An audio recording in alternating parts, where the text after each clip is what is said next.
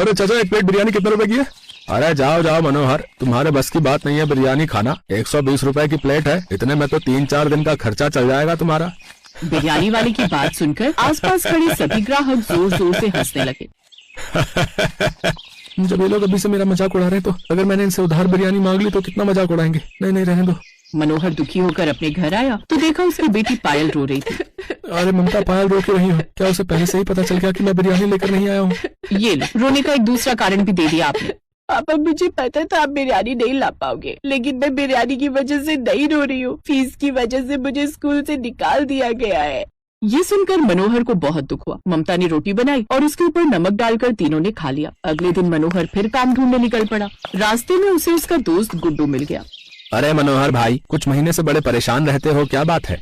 अरे क्या बताऊं यार गुड्डू, पिछले कुछ महीनों से मेरा काम ही नहीं चल रहा। मेरा तो अब नौकरी करने का मन ही नहीं करता।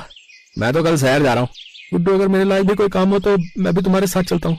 यहीं बैठे बैठे पहले काम ढूंढने की सोचेंगे तो हम कभी शहर नहीं जा पाएंगे। वहीं चलते हैं, कहीं ना कहीं काम मिल ही जाएगा। यहाँ गाँव से तो अच्छा ही है। इस बार मनोहर ने अपनी पत्नी और बेटी को बताया और अगले ही दिन वो गुड्डू के साथ शहर निकल गया। गुड्डू और मनोहर किसी अच्छे होटल में पहुंच गए। सेठ जी, आपके होटल में कोई लिखाई पढ़ाई वाला काम है क्या? मैं पढ़ा लिखा हूँ, कोई अच्छा काम हो तो बताइए।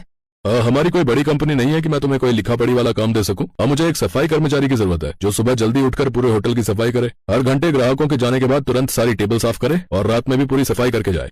मैंने आज तक अपने गाँव में अपनी भैंसों तक को तो नहलाया नहीं, और यहाँ तुम्हारे होटल में सफाई करूंगा? सेठ जी, मैं ये काम करने को तैयार हूँ। गुड्डू, तू कहीं दूसरी जगह काम ले, मैं यहाँ काम कर लूंगा। मुझे पैसों की जरूरत है। सीखो अपने दोस्त से कुछ, कोई भी काम छोटा बड़ा नहीं होता। जाओ तुम किसी बड़ी कंपनी में जाओ, वहाँ शायद तुम्हें कोई मैनेजर की पोस्ट मिल जाए। गुड्डू वहाँ से नाराज होकर चला गया। मनोहर उसी दिन से उस होटल में साफ सफाई का काम करने लगा और वहीं होटल के बाहर चादर बिछाकर रात में सो जाता था। फिर एक रोज, मनोहर, मैं तुम्हारे काम से बहुत खुश हूँ। तुम अपना काम बहुत ही सफाई के साथ ईमानदारी से करते हो। आज हमारे होटल में 50 किलो बिरयानी का ऑर्डर मिला है, इसलिए तुम जरा किचन में जाकर हमारे शेफ की मदद कर दो। वो जो भी कहे करते जाना। ठीक है सेठ जी। मनोहर किचन में जाकर शेफ की मदद करने लगा। मनोहर, ऐसा करो, सबसे पहले ये जितना भी चिकन है ना, इसको अच्छे से गर्म पानी से धो लो। उसके बाद चावल भी धो लेना, ठीक है? बाकी का काम मैं तुम्हें बाद में बता रहा हूँ, ठीक है? हाँ ठीक है। तो इस तरह मनोहर उनके साथ मिलकर बिरयानी बनाने लगा। शाम तक 50 किलो बिरयानी बनकर तैयार हो गई। शेफ को मनोहर का काम बहुत पसंद आया। अगले दिन उसने सेठ जी से मनोहर की तारीफ भी कर दी। सेठ जी, मनोहर तो हेल्पर का अकेले ही उतना काम कर देता है जितने मेरे 5 हेल्पर नहीं कर पाते। आप साफ सफाई का काम किसी और को दे दीजिए, मनोहर को मेरा हेल्पर बना दीजिए। क्या बात है मनोहर, शेफ तुम्हारी खुद तारीफ कर रहे हैं। ठीक है, आज से तुम्हारी पगार भी डबल हो जाएगी और तुम अब हेल्पर के रूप में काम करोगे।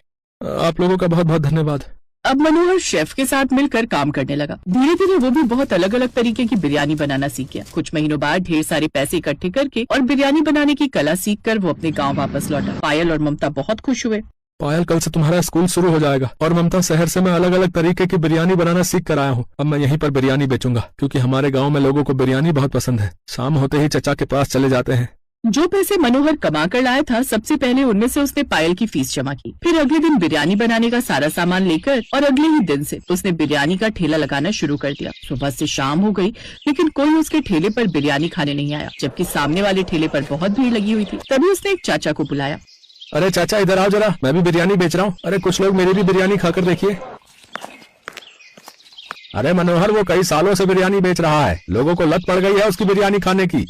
अरे कम से कम एक बार लोगों को मेरी बिरयानी खाकर तो देखनी चाहिए। वो 120 रुपए की प्लेट देता है, मैं 100 रुपए की दे दूंगा। अरे तुम्हें यहाँ हर कोई जानता है कि तुम मजदूरी करते थे, इसलिए सबको पता है तुम्हारे हाथों में वो स्वाद होगा ही नहीं। 10-20 के चक्कर में कोई अपना स्वाद नहीं खराब करेगा। मुझे जाने दो भैया। ऐसे कई दिन बीत गए, लेकिन कोई उसकी दुकान पर बिरयानी खाने नहीं आता था। हर रोज उसकी बिरयानी बर्बाद हो जाती थी। एक रात उसने गुस्से में अपनी पत्नी से कहा, ये गाँव वाले सिर्फ एक बार मेरे हाथ की बिरयानी खा लें तो दोबारा उसके पास जाएंगे नहीं, पर कोई मेरी बिरयानी खाने को तैयार ही नहीं है। आप बिरयानी उससे कम रेट में बेचो, फिर देखना। अरे मैंने कम रेट में बिरयानी बेचने की कोशिश की, लेकिन लोग कह रहे हैं कि 10-20 के चक्कर में अपना स्वाद नहीं खराब करेंगे। अब देखना, मैं बिरयानी इतनी सस्ती बेचूंगा कि लोगों को आना ही पड़ेगा। वो 120 की देता है, मैं सिर्फ 10 रुपए प्लेट बेचूंगा। इतने कम रेट में आप बिरयानी कैसे बेच पाओगे? इससे ज्यादा तो बिरयानी बनाने में ही खर्च हो जाता है। जो सरकार की तरफ से हमें हर महीने मुफ्त चावल मिलते हैं ना, क्यों ना मैं उन चावलों का इस्तेमाल करके बिरयानी बनाऊं, फिर तो मुझे कोई घाटा नहीं होगा। लेकिन पापा, अगर उस चावल से आप बिरयानी बनाकर बेचेंगे तो लोगों को उसका स्वाद बिल्कुल पसंद नहीं आएगा। सही कह रही हो बिटिया, तो फिर ऐसा करता हूँ, गजोधर काका के घर जाता हूँ। इस बार उनकी धान की खेती बहुत अच्छी हुई थी, उनसे कुछ उधार धान और चावल ले लेता हूँ, क्योंकि मार्केट से चावल खरीदने जाऊंगा तो महंगे पड़ जाएंगे। मनोहर उसी वक्त गजोधर काका के घर गया, जो कि एक किसान थे। काका, मुझे बस 50 किलो धान दे दीजिए। इस बार मैं भी खेती करना शुरू कर दूंगा और अगली फसल मैं आपको ब्याज सहित वापस कर दूंगा। अरे कोई बात नहीं बेटा, तुम तो हमारे गांव के ही आदमी हो, जितना चाहे उतना धान ले जाओ। और मैं तो कब से तुम्हें समझाता था कि खेती करना शुरू कर दो, लेकिन तुम खेती की तरफ ध्यान ही नहीं देते थे अपने पिता के गुजर जाने के बाद। तो गजोधर काका से मनोहर धान ले आया। अब उसके पैसे सिर्फ चिकन लाने में ही खर्च हुए। अब उसने 10 अलग अलग तरह की रंग बिरंगी बिरयानी बनाई और सिर्फ 10 रुपए प्लेट बेचने लगा। आ जाओ गाँव वालों, सिर्फ 10 रुपए में रंग बिरंगी अलग अलग तरह की बिरयानी खा लो, मजा ना आए तो 10 रुपए भी मत देना। उसकी ये बात सुनकर गांव वाले उसके ठेले पर आ गए। अरे मनोहर, 10 रुपए में बिरयानी बेचकर क्यों इतना घाटा करवा रहे हो? और ये इतने प्रकार की बिरयानी बनाना तुम कहाँ से सीख गए भाई? मैं तो बहुत अच्छी आ रही है। आप लोगों ने कभी बताने का मौका ही नहीं दिया। मैं 6 महीने के लिए शहर गया था, वहाँ बहुत बड़े होटल में काम करता था, वहीं से ये सब सीख कर आया हूँ।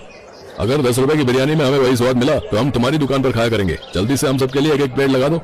इतने दिनों की मेहनत के बाद आज पहली बार उसकी दुकान पर लोग बिरयानी खा रहे थे। सब बिरयानी खाकर अपनी उंगलियां चाटते रह गए। अरे वाह भाई मनोहर, तुम्हारी 10 रुपए की बिरयानी में तो वो स्वाद है जो 120 वाली में भी नहीं। आज के बाद हम तुम्हारी दुकान पर बिरयानी खाने आया करेंगे और मैं आसपास के गांव में भी बता दूंगा। लोग उसकी बिरयानी पसंद भी करने लगे। कुछ ही दिनों बाद आसपास के सभी गांव के लोग उसके पास बिरयानी खाने आने लगे और उसका काम खूब